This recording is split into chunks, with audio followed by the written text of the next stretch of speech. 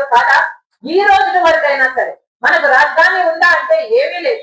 పక్కన చెన్నై ఉంది, ముంబై ఉంది, అందరికీ అన్ని ఉన్నాయి, బెంగళూరు ఉంది, మనకేముంది? చేతిలో చిప్పు ఉంది.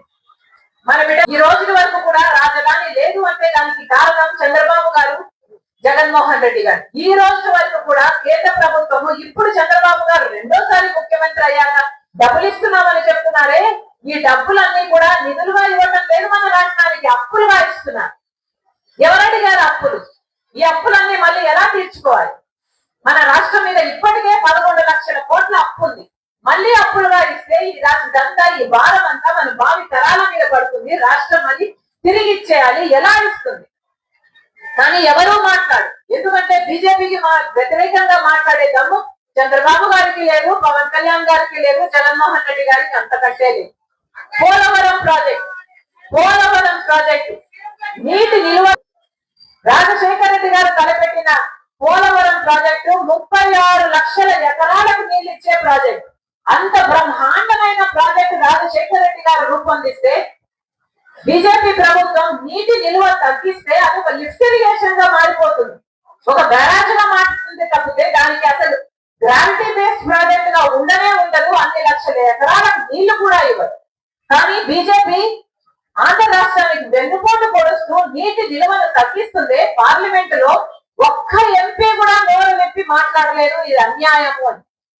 తెలుగుదేశం ఎంపీలు మాట్లాడలేదు, పవన్ కళ్యాణ్ ఎంపీలు మాట్లాడలేదు, జగన్మోహన్ రెడ్డి గారు వైసీపీ ఎంపీలు కూడా మాట్లాడలేదు. ఒక్కడంటే ఒక్క మగాడు కూడా లేచి పోలవరం ప్రాజెక్టు అన్యాయం చేయండి అని మాట్లాడిన పాపన పోలేదు అంటే వీళ్ళకి మరి బీజేపీ గెలిపించే సత్తా ఉందనా లేదా? మళ్ళీ చెప్తున్నాం, అందరూ తెలుగుదేశం అయినా సరే, జనసేన అయినా సరే, వైసీపీ అయినా సరే, మొత్తం అందరూ బీజేపీ ముందు సాగిలపడ్డారు.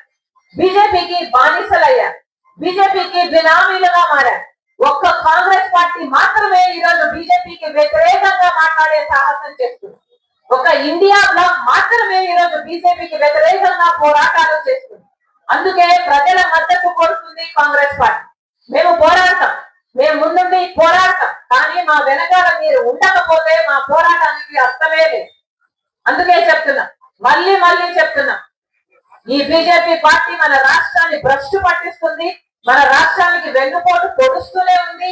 గత 11 సంవత్సరాలుగా ఇదే చేస్తున్నా కూడా ఒక్క నాయకుడు కూడా అధికారంలో ఉండి బీజేపీకి వ్యతిరేకంగా మాట్లాడటం లేదు.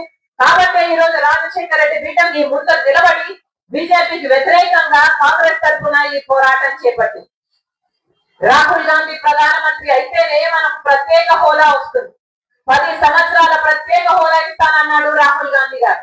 మన రాష్ట్రానికి ప్రత్యేక హోదా వస్తే వేల కొద్ది పరిశ్రమలు వస్తాయి, లక్షల మంది బిడ్డలకు ఉద్యోగాలు వస్తాయి, మన రాష్ట్రం అభివృద్ధి చెందుతుంది. ఉపాధి హామీ అన్నది ఎంతో మంది పేదవాళ్ళకి జీవనోపాధిగా నిలిచింది. దానివల్ల వేతనాలు కలిగాయి. ఇలాంటి కార్యక్రమాన్ని బీజేపీ తూట్లు కొట్టాలని చూస్తుంటే కాంగ్రెస్ పార్టీ ఈ కార్యక్రమాన్ని పరిరక్షించాలని చేపట్టిన ఈ ఆందోళన కార్యక్రమానికి మీ మానుకొని మా కోసం సమయం చేసుకొని వచ్చారు. చేతులు జోడించి మన స్ఫూర్తిగా నమస్కరించుకుంటుంది.